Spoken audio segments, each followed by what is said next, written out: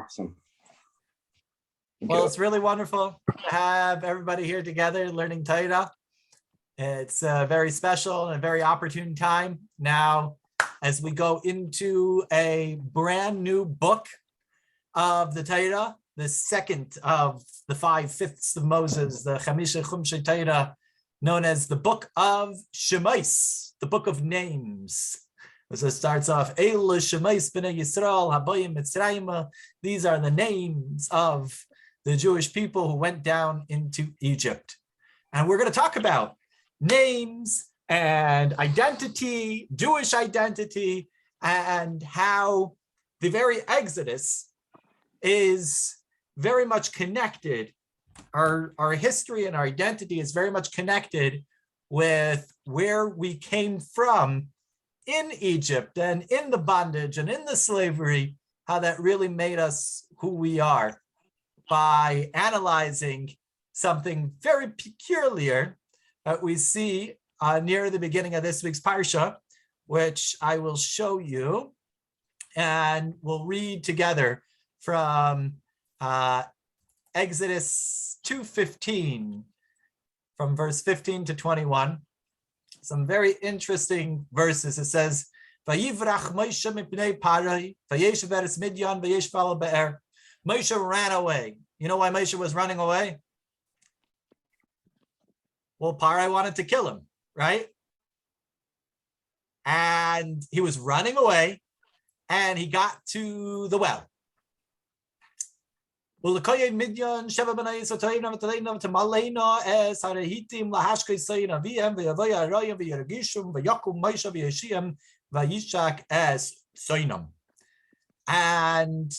he was sitting by the well, and there was 7 daughters. Yisro, Moshe's father-in-law, or would-be father-in-law, had 7 daughters, and they came to water their sheep.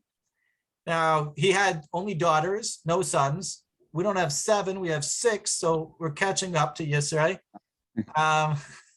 And they wanted to water their sheep, give them something to drink. And the problem was the other shepherds were harassing them. You see, Yisro's history is he used to be an advisor to King Paro in Egypt. And then he left and he went to Midian and he became the chief executive over there, like the king of Midian. But then when he denounced their form of idolatry, he got ostracized and nobody wanted to do business with him. So he couldn't hire any shepherds to watch his sheep. So his daughters had to do it. And when they would bring them to the well, they would get harassed by the local populace, like shoot away, like you don't belong here, because they knew that their father-in-law, that their father had denounced their idols. And so now, so Moshe, he helped them out. He chased the other guys away and helped these girls water the sheep. But they went to Reuel, otherwise known as Jethro, Yisro, their father. They said, "How did you get home so quickly? Normally, if you're dealing with a lot of harassment, it takes time. You got to get through everything." But ish Mitzri hitzinu miyad harayim v'gam dolo doilolanu v'yishak etzasein. It said an Egyptian man came and rescued us and brought water for our sheep. He said, "Whoa, why did you just let him go? Why don't you call him here so he could break bread with us?" So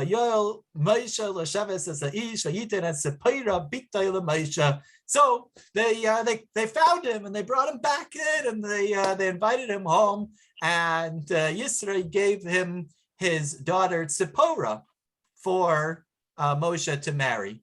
And as we know, Tzipporah, it's the wife of Moshe, and this is how they met at the well. And we're gonna zoom in on one line here, which is Ish Mitzri Hatzilanu, a Egyptian man saved us. Now this could just be read kind of incidentally, like they didn't know who he was, but they knew where he was coming from, so they called him an Egyptian man. But really, every word that the Torah uses is very exact, very particular. And if that was just the way that they happened to describe Moshe because that's all they knew, the Torah could have summarized and just said, Ish Hitzilenu, some guy saved us. But it focuses in and says Ish Mitzri, an Egyptian man. And that seems like not the best way to describe Moshe. As we know, Moshe is, he's the future redeemer. He's going to be the one who's sent to take the Jewish people out. And here, Egypt is like the very antithesis of everything good and everything holy. So the question is, why identify Moshe as an Ish Mitzri, an Egyptian man? Why was it necessary for the Torah to include that in the description? Because if you think about it, in regards to Moshe, Ish Mitzri is not a very, it's not a complimentary term. It's the very opposite. He was the Ben Amram, right? Like Adina pointed out, he was the son of a giant, was such an amazing guy, Amram. And he came from the illustrious fathers, Abraham, Isaac, and Jacob. That's who he was. He's a Yehudi, he's a Jew, he's a godly man. Maybe describe him that way. We saw a striking man, we saw a godly man. Well, why? We saw an Egyptian man. There are many great ways that you could describe him. So the question of why does it have to say Ish Mitzri, which is a description that's very derogatory?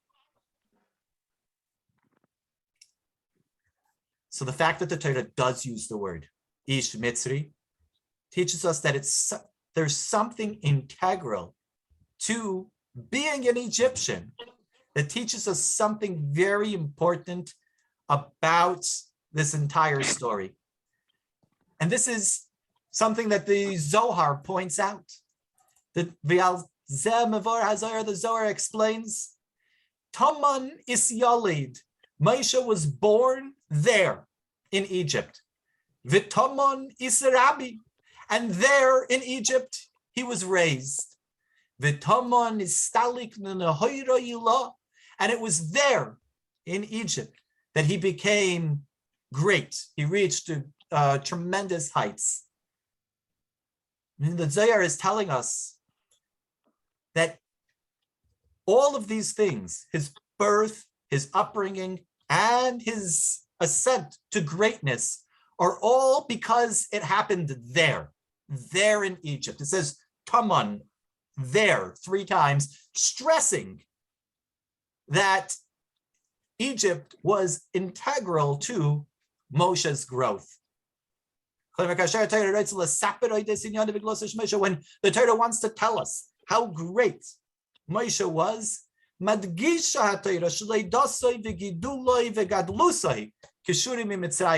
Torah stresses this point, that his birth, his upbringing, and his rise to greatness all happened specifically in connection to Egypt.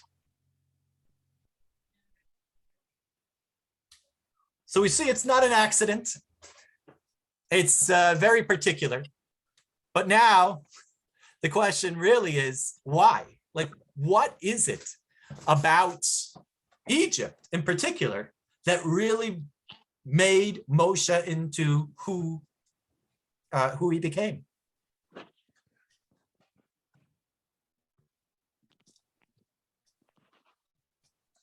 So to address this, we're going to go back all the way to the very beginnings of the very formation of a person while they're still in a womb. And we're going to learn a little bit from a tractate called Nida in Talmud. Moshe, you ever went through that Masechtas Nida? This is one of the tractates in the Talmud that speak about a number of different things in regards to femininity and childbirth, and it talks about the secrets of what happens before a child is born.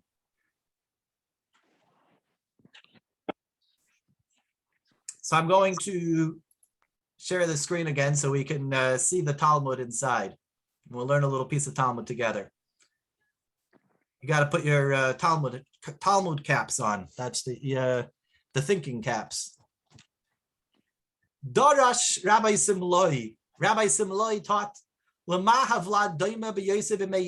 what is an infant or a fetus compared to while it's still in the mother's womb. To a folded notebook. Its head rests between its knees. Its mouth is closed, but its stomach is open. It eats what the mother eats, and it drinks what the mother drinks. So that's physically, setting up. That's what a baby looks like inside the womb. You can see in an ultrasound. V'ner dalek loy al reishai, and a candle is lit for it above its head. V'seifo mabit miseifa olam v'yad seifa, and it's able to see from one end of the world to the other. There are no better days and a more blissful state for all of your life than the days that you spend in your mother's womb. The fetus is taught the entire Torah and all of its commentary while it's still inside the womb. But as soon as it emerges into the atmosphere, into the air of the world, an angel comes and hits it on the face, and it forgets the entire Torah. Which is, like it says in Genesis, sin crouches at the entrance, meaning once it comes out of the entrance into the world, then he forgets the entire Torah, which makes it possible for him to then possibly sin because he doesn't have the Torah on his head. So we see there's something really special about those 9 months that a baby spends inside the womb, kind of like the best time before it's born. Everything's taken care of. It doesn't need to eat. It doesn't need to go to the bathroom. Everything the mother takes care of for it, and physically and spiritually, it's doing good. So now I have a question. When a baby is born, what do we traditionally say? When you hear your friend had a baby, what do you tell them? Mazel tov. Mazel tov. Yeah. Mazel tov, right? Everybody says Mazel tov, right? Everybody knows that, right? But let me ask you, why should we say Mazel tov when the baby was doing so great before? It had everything taken care of. It was learning the Torah. Everything physically and spiritually was the best. And now it's being born. First thing that happens, it starts crying. Mm-hmm. If the baby's healthy, that's the first thing that happens. The baby comes out, it starts to cry. It begins to protest. I'm not comfortable. I don't feel okay. Why say Mazel Tov? Say, oy vey, I'm so sorry. Is a birth a time to say Mazel Tov? It is, but why? Why? Think about it for a second. He was doing so good before. Now he's got problems, he's got troubles, he's got issues to deal with. Thing is, as long as he was still in his mother's womb, everything was given to him. Eating, drinking, even learning, it was all taken care of. But he wasn't what's called a Metzias B'fnei Atzma. He wasn't something of himself. The baby is entirely dependent on and one with the mother to the point where it doesn't have its own independent identity or entity whatsoever. Everything it has is just being prepared and given for it. And so the baby itself, he or she is not affecting anything. And it's the principle of if somebody works hard and succeeds, then you believe him. So for sure, as long as the baby is still in the mother's womb, it has not succeeded because it's not worked hard, has not worked at all, hasn't done anything. So that can't be the ultimate purpose of our existence. We're created to affect, to make a difference, to have an impact on the world. Mhm. When we do our job, we become what's called a shutef l'hakadosh baruch hu b'maaseh bereishis, a partner with God in the very creation. Like the Torah tells about Jacob, just like God created worlds, Jacob created worlds. He established 12 tribes. You could really make things happen once you come into the world and you could do something. But all of this only happens when we're, like it says in the Zohar, is Yalid, is Yalid and Taman, you're born and raised and come to greatness specifically there. In birth, in this physical world, that's where you can make a lot happen. When you start moving your hands and kicking your feet from even just a little baby, that's when the real growth starts happening. And that's where we can really influence the world around us. So the whole period of time that the baby is inside the womb is just in order to get to that point where you are born into the world where, let's face it, there are challenges, there are hardships, there are difficulties. And those hardships are not just like coincidental, just like secondary or just happen to be, a detail of the world, and therefore we have to put up with it. But those things are actually what make us be able to come to greatness. It's there, like it's Taman is Yalid. There he was born, there he was raised, born and bred in Egypt. That's what made him be able to be who he was. And so Moshe was born in a place that was not just opposed to Judaism. The whole decree to throw the boys into the Nile was aimed at Moses. Egypt not just opposed, some, higher idea of what Moshe would become. It opposed Moshe's very existence. It said, we don't tolerate you here. We want all boys thrown into the Nile so that Moses never comes and redeems the Jewish people. It was against Moshe's birth. It was against Moshe's upbringing, and for sure against Moshe's rise to greatness, where he took the Jewish people out of Egypt. The very Egyptian culture was the very antithesis of everything that Moshe was and could stand for. And so why was it over there that he was able to rise to greatness? The greater the opposition, the greater it calls out deeper powers within us and strengths that we didn't ourselves know about. And that's what the very challenge is there for, is to bring out that strength.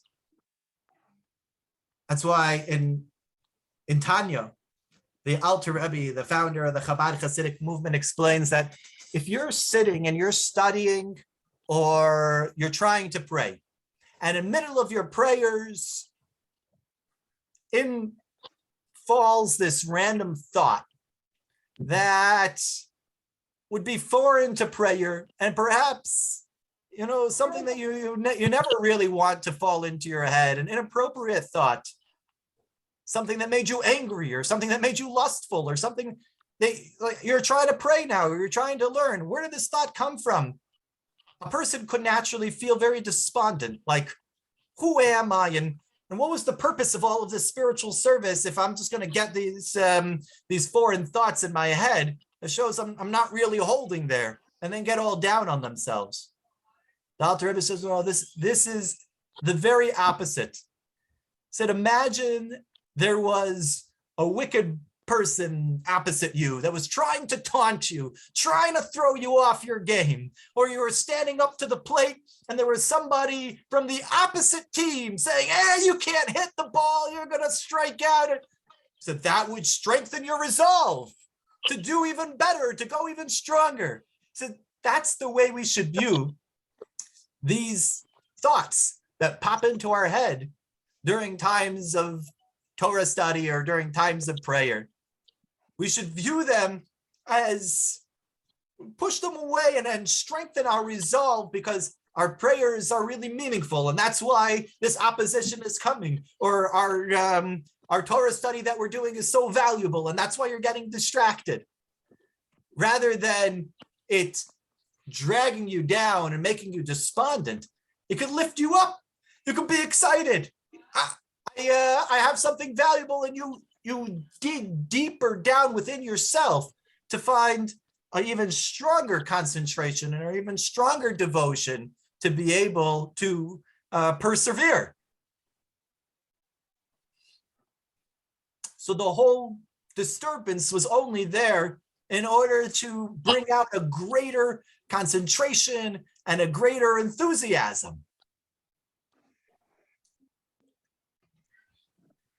And so here, we're going to read a little excerpt from the Rebbe's talk, where he brings a parable of exercising to help bring home this concept. Why is this the case? Loy al yedei zeh shenoisnin lehem menucha tamidus. Shari adarabba, iminich yodei v'ragel loitenu aris hepech chayzak ashririm v'chayzak yad v'ragel. Eli al yedei shem ma'amin es yodei v'ragel v'al derech zeh kol v'ragel ishtamish v'hem lo'ovid. The explanation is that the way you make your muscles strong is not by relaxing and not moving them and not using them, because that's what causes them to decay. That's what causes them to become weaker. But through using your muscles or any limb, that's what makes them stronger.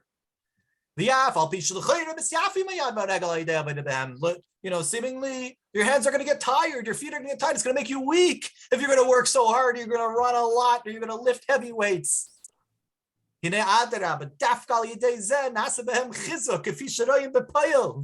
that's how you make them stronger, as we see practically. That's what exercise does. It makes you stronger.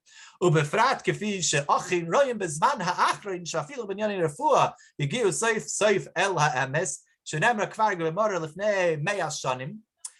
especially as we see with the modern science nowadays, that this is something that was stated hundreds of years ago in the Talmud, but eventually the science catches up.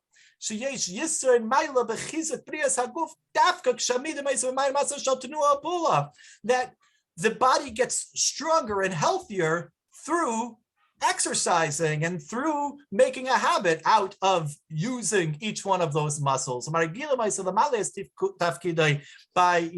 it used to fulfilling its purpose, that's what makes it stronger. Back in the day, they thought, I'm a king, so I'll have servants serve me and I'll relax. And that way, if anybody ever comes to fight up against me, I'll have all my strength reserved and I'll be able to run a mile, to fight off any enemy, because I don't need to work. I have everybody taking care of everything for me.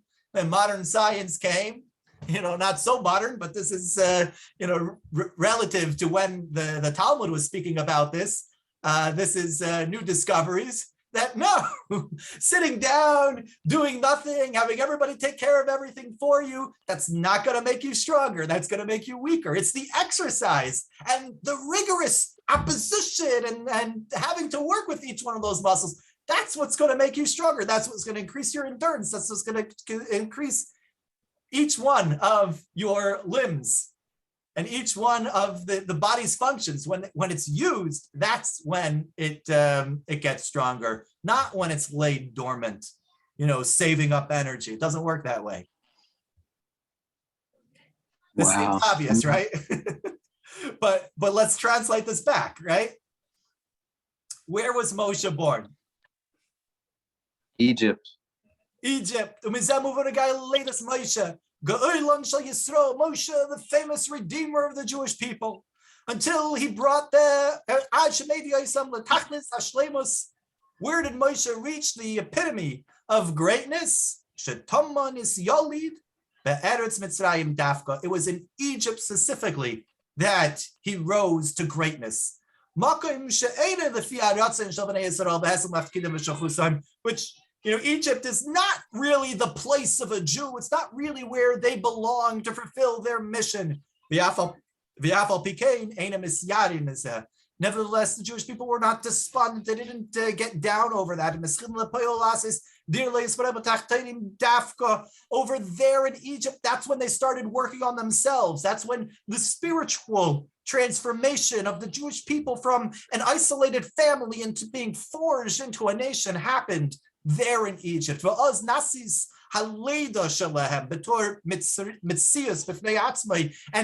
the Jewish people they go through the birthing channel of slavery in order to be birthed as a nation. So the whole time that we were kind of like in Egypt, we were like a newborn baby, just being formed, just being born. It was there in Egypt that they were born into their own identity, the Jewish people. Not in a way where they got everything ready-made for them, where they had to work for it.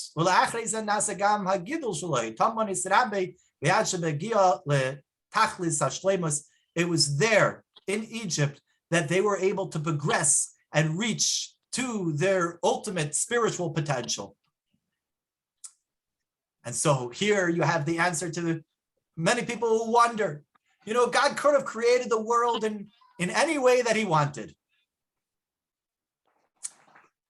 And you think, Hashem wants the world to be here so that we can learn Torah, we could do mitzvahs. Couldn't he have created it a little bit easier? He could have created an environment where we didn't have to work so hard, where we didn't have to struggle so much. Sure. But the way that God did create the world is by design. Jeffrey said the Egyptian experience was nascent and formative experience for the Jews. Absolutely, 100%.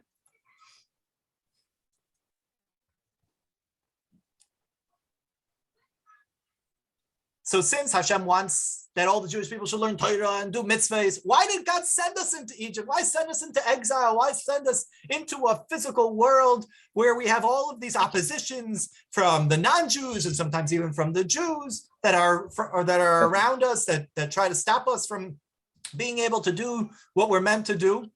God could have put us in a spiritual Gan Eden, in the Garden of Eden, where we could just focus on learning Torah like angels and then sitting in a heavenly place and only deal with holy things. God could have given us manna from heaven and we have our food taken care of.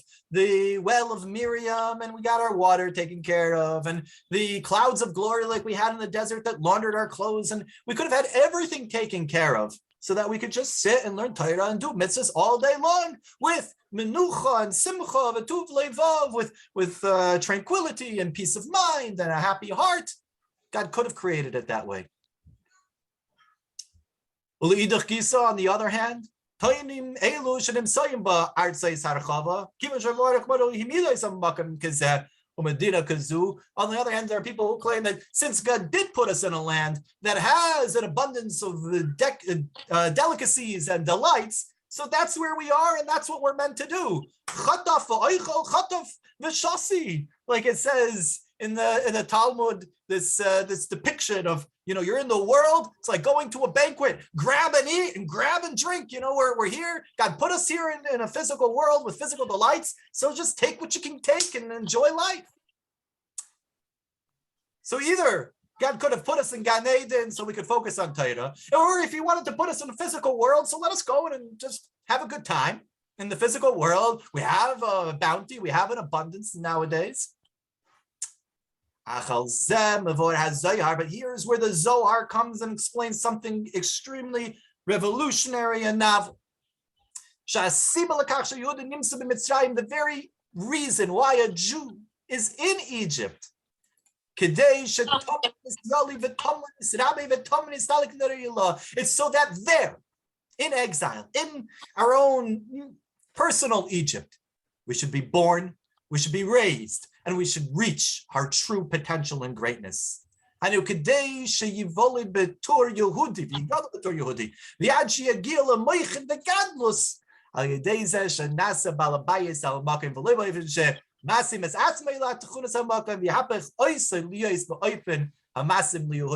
by being there and not allowing the negative influences of the place to drive you down. On the contrary, that when you're in that place and you transform that place into a Jewish-like place, make the Egypt into a tolerable land, that's what really brings out our inner strength and our inner greatness. Moshe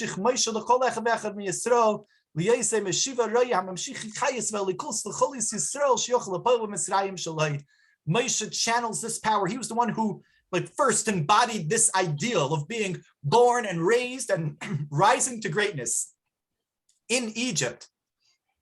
Moshe was the one who really set that example of who we can become, not just despite the opposition, but because of the challenge, because the weights are heavy, because we have that exercise to do, and empowers each and every one of us to also take the challenges that we face and become stronger because of it. Kasher mabit mesivivoi v'roya shekan yashnei davar she'enei kedaboy v'kan yashnei davar hafachi. When you look around the world and you see injustices and things that are upside down, hepech hatzedek, hepech hayosher, the very opposite of what's righteous and moral, and hepech haTorah, hepech hamitzvos. You see things that are happening that go against the divine values of Torah and mitzvot. Doesn't mean, oh, we got to run away, we got to get out of here. No.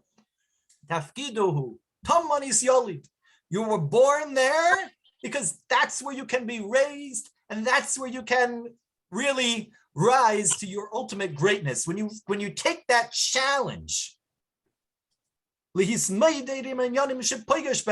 really face all those things that come up against you, and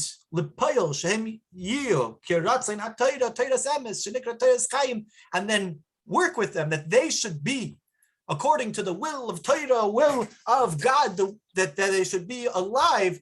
That's what truly brings out your deepest power and deepest strength. So it takes digging down deep in order to really bring out the truth of who you are. And so it was being born and raised in the challenging place of Egypt that's what made Moshe into the leader and visionary and great person that we know of today. There's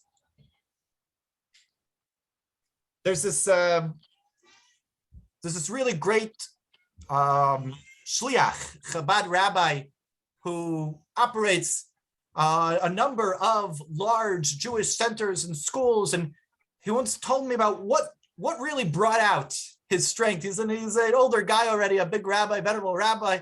So what brought out his strength? He said one day he was walking home from Cheder. He was walking home from school in Soviet Russia. And there, learning Torah was illegal. And as he's walking home, he sees there's a KGB officer following behind him. And he knows, he's a young child, but he already knows what's going on. He's very much aware. He knows that there's trouble brewing. And God forbid for him to walk straight from the underground yeshiva right to his home. They'll be able to make the links and connections and arrests, whatever files they have. They have eyes everywhere. They're watching everything. So he walks around the block. And he continues walking down the next block. And he walks around. And he keeps walking and walking and walking, checking over, every once in a while, seeing, are they still watching? And he sees they're still following. And he does this walking around his neighborhood for 2 hours. Until finally he loses the trail, or they get bored and they stop following him. And he goes home. He told me, he said it was those 2 hours that made me into who I am today. It was those 2 hours walking around, watching that they have, learning Torah is illegal and the whole world's against me. That's where the fortitude and the strength to become the visionary leader that he became, and to be able to grow Jewish communities and help so many thousands and thousands of Jewish people was in those 2 hours walking around being followed by the KGB. And so the next time you see either an anti-Semitic act or somebody being a bit rough on the edge with you, rather than feeling pushed down and incapacitated, what can I do? I'm facing such heavy opposition. Recognize God's just loading up the weights in order to make your muscles stronger. Like the parable of exercising. It exists on the spiritual realm as well. When we face opposition to growing in our Jewishness, to learning Torah, to doing more mitzvot, that's what brings out our deepest and innermost strength, a calling of the depth of our soul that would otherwise kind of lay dormant if it were not for that opposition that causes us to dig deeper and push harder.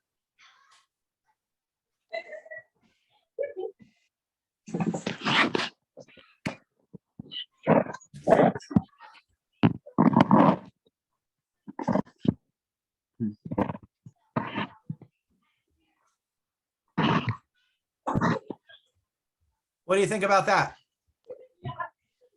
It hit hard. It hit home for me. I was just telling my brother that he needed to move his muscles because he just got out of that coma. And he's doing better, but he's paralyzed. His legs and arms can't move. But I was telling him, man, you got to move your fingers. You got to move your toes. You got to get the blood flowing, because that's how you're going to get better. And that hit home, whatever you just told, whatever the story you just told, it went right to my heart. Thank you. Wow. Yeah. And refuah shalema for your brother. What's his Hebrew name again? Robert Ben. Your mother's name? Man, I've been through a lot this week. Robert Ben, what's your mother's name? Judy. Robert Ben Judy. Should have a refuah shalema. Yeah, my mind is gone. I've been stressed out with a lot this last few weeks. Since I've seen you, I went through a lot, man. Okay. Well, let's catch up in person. Rhubarb is what they used to call him. Rhubarb. Rhubarb Ben Judy. Yeah, that's what they called him in Hebrew school, from what I remember when we went to Hebrew school for many years together. Okay. Thank you. Very nice. Very nice to be here with you, by the way. Thank you. Yes, thank you for joining. Thank you for inviting me. And this is really the very story of our people. The going down into exile, going down into Egypt. That's just like it's what made Moshe who he was. It makes the Jewish people into who we are. And individually, the fact that we're born in a state of exile, we're now, 2,000 years since we've had real autonomy in Eretz Yisrael and true physical and spiritual freedom. It's being born and raised here in the challenges, in the darkness, outside of the divine revelations that really bring out the inner power and the inner strength of a Jew. And just like that's what made Moshe into the Redeemer, that's what will bring the ultimate redemption of all the Jewish people.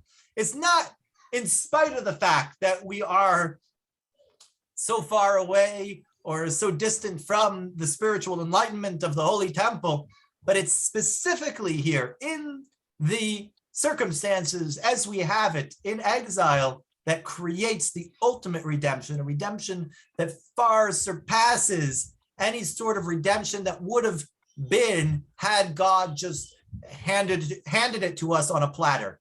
Like the baby doesn't start really forming and growing until it's born, until it has to work for it. At first, it's just that it has to breathe on its own, it has to nurse, and it has to it's barely taking care of anything, but it's already having some sort of involvement relative to what it was inside the womb.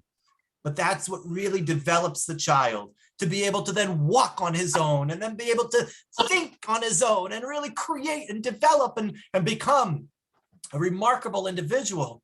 None of that would have been possible had that child remained inside the womb for 100 years. It never would. It couldn't have happened. It's the birth and the challenge itself that made it possible for it to become. It's our challenges that enable us to become who we're meant to be.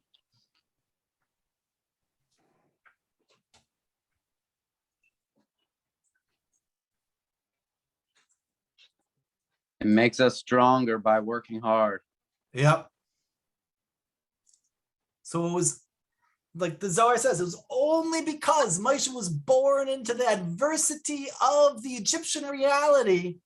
That's what gave him and the entire Jewish people the power to become who they are.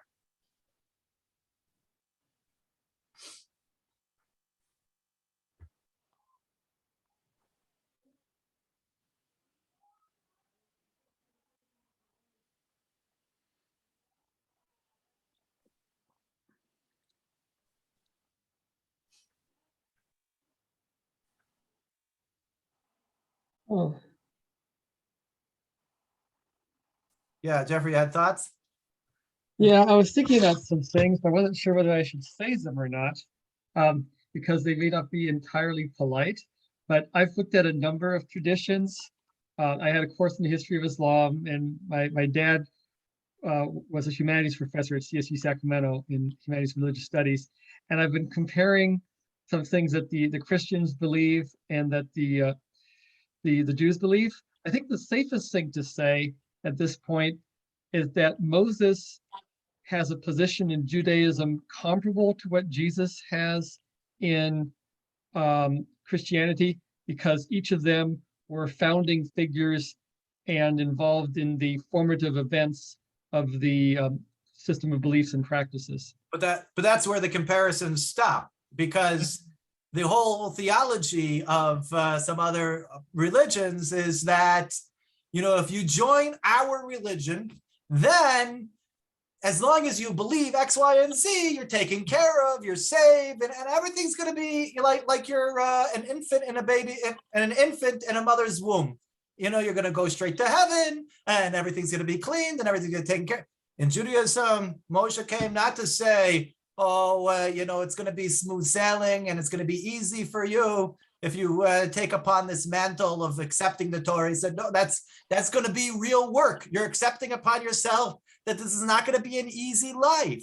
But that's where the real growth and potential to really make an impact and a change, that's where it's going to be. And so unlike other religions that have like an easy sell, like a salesman at a car dealership, you say, you want the fastest car? Here, take this. It's nice and easy. It's going to be light and easy and cozy. Judaism doesn't preach that. It says this is going to be hard work, but it's real.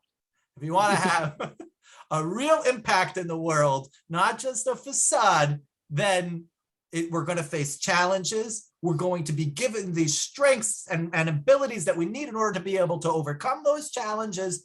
But those challenges are not going to go away. As a matter of fact, it's the challenges themselves that are there in order to bring out your strength. It's what forms you. It's what brings you into greatness. Yeah, I actually wanted to respond to that. The way I understand it, in Islam, you have to do 5 things. You have to believe that there is one God, Allah, and Muhammad is his prophet. You have to go to Mecca at least once on a pilgrimage. You have to fast in Ramadan. You have to pray 5 times a day, and you're supposed to give some alms. And I think if you do those 5 things, you're a good Muslim. Okay? And then in Christianity, I think all you have to do is say, we are born sinners due to original sin back. Listen, let's not actually get into comparative religions. Okay, I'll skip it. Because you know what? There's something so powerful about the very message that we have here, which is that we're formed and brought into greatness through the challenges and through the adversity. And that's the point that I really want to focus on. Yeah. I'm giggling because when we're formed in our mother's womb, we're taught all of Torah and we're able to behold all of it and see the world from point A to point B, everything. We know everything. Right. But it's after we get slapped in the mouth and forget everything. But we're moving and we're doing and we're just trying to perform a mitzvah. Right. And whether we completely fail at it, I mean, in our own minds, right? To Hashem, it's a total delight to just watch us in action. I mean, you look at Moses, his whole life is under this microscopic review, right? Since the day he's born. But how much delight did his mistakes bring us? How much joy and enlightenment? So I'm giggling. I'm just giggling. It makes me laugh because so many people want to get back to that place where they're in their mother's womb and they know everything. Uh-huh. But it's when we're doing it. Right. And then some people live their whole life trying to get to retirement. Right. As if, once I have everything all set and then I could sit back in an old age home and live out my days. Like that's your whole vision and focus of what life is about, to basically be nurtured and taken care of and everything's ready for you. And you have, it's good to have sort of retire from financial worries, but you could do that today. You don't have to wait till you're 65 because God took care of you yesterday. God takes care of billions of creatures every single day. God can take care of you today and take care of you tomorrow. There's nothing to worry about. But we have a real impact, a change that we can make in this world every single day. And that doesn't come through avoiding any conflict, avoiding any opposition, avoiding it. It comes through engaging and being present in life, being present in the world. And then you recognize things that are wrong and you become an activist and you become the type of leader that really makes a difference in this world.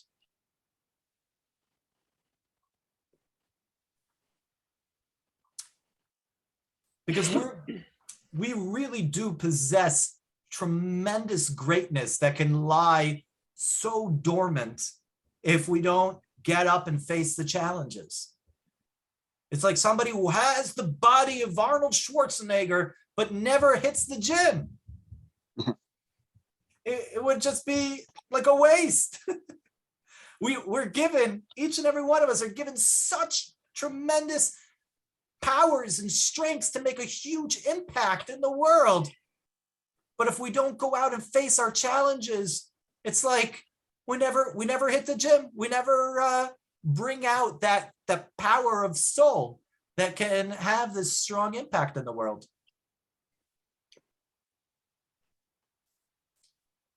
What? You're thinking something?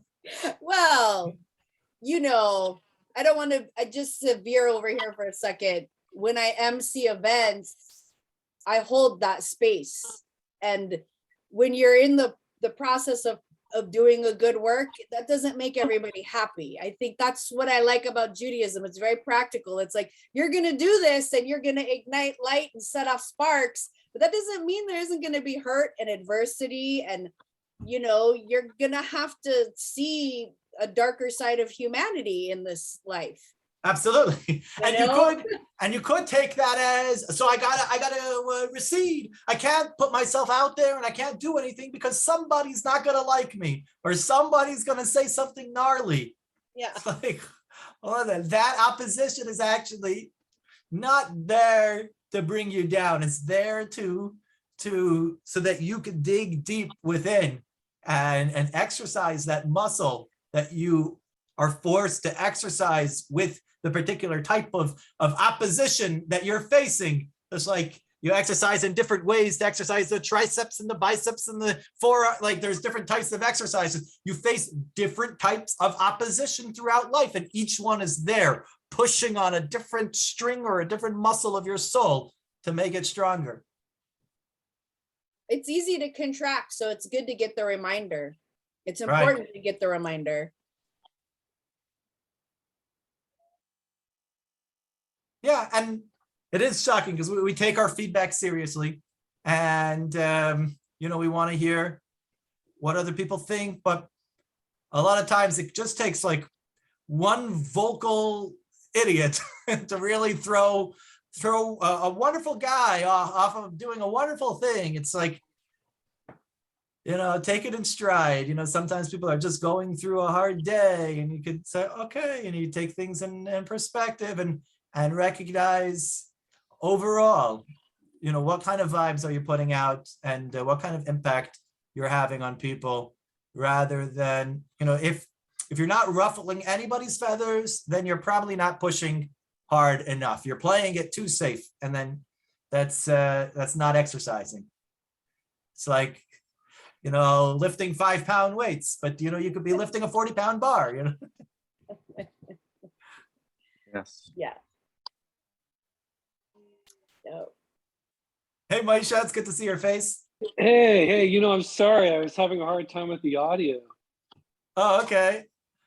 Did you like that Zohar? I just got back from the gym. I did like the Zohar. Nida, I did learn Nida. Nida is one of the hardest Masechtas on all Shas. Only 49 pages. It's pretty short, but it's very pretty difficult. Because you have to keep track of all the scenarios. It's really, you need to model things. Like when we were learning it, the Maggid Shir used like bottles, like with colored dye to keep track of like what was going on. It was really weird, but no, the adversity of course makes us stronger. Separate and strong, but like. But it's in Nida that you have that famous description of what it's like to be an infant in a mother's womb. A little bit. Life isn't supposed to be where you, as a yid, you're taking on your responsibilities. You get the tremendous honor and freedom to be a Jew, to keep the Torah, to serve Hashem in a unique manner, and to be part of a unique nation. But that comes with tremendous responsibility. You have to engage at some point in life. All human beings do, but as a yid, you have a unique responsibility. Right. Yeah, we definitely have a unique mission in this world. That's what makes us different. We face unique levels of opposition. I'm trying to, you know, on one end you want to get on. I work, you know, we live in Humboldt County, you know, it's kind of an interesting place, but you have to understand that you're different for a reason. It's good to keep the Torah and keep the mitzvahs. It's to honor its responsibility, just like Moshe Rabbeinu. Nice. Coming from Reb Moshe in Eureka. Oh, yeah. You take after Moshe. Moshe Rabbeinu. I come from a line of them. Yeah. I do. Very good, thank you. And we learned some Tanya that you pulled out the text in the Tanya as well. It's pretty awesome. Right. Yeah, that Tanya text about having foreign thoughts during prayers. Right, right. There to bring out your inner strength of concentration and focus and power of soul that you otherwise would have left dormant had you not had those disturbing thoughts. Yeah, just get through it. Just try to be normal.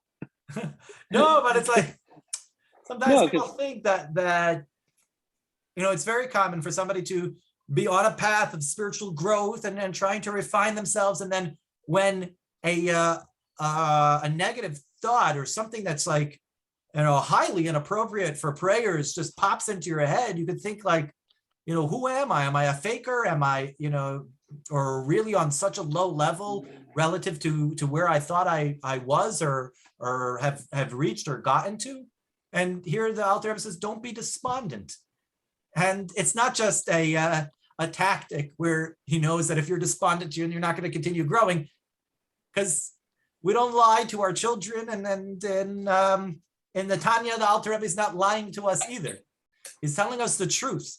These thoughts are coming into our head so that when we push them away and dig deeper within ourselves, we're able to strengthen our spiritual muscles more than had we never received that opposition. Indeed. So l'chaim. Yashikaya, thank you everybody for joining us tonight. Thank you. Learning Torah together. And let's continue next week, Tuesday at 7. And we also have Shabbos in person, 9 o'clock learning, 1 o'clock lunch kiddush.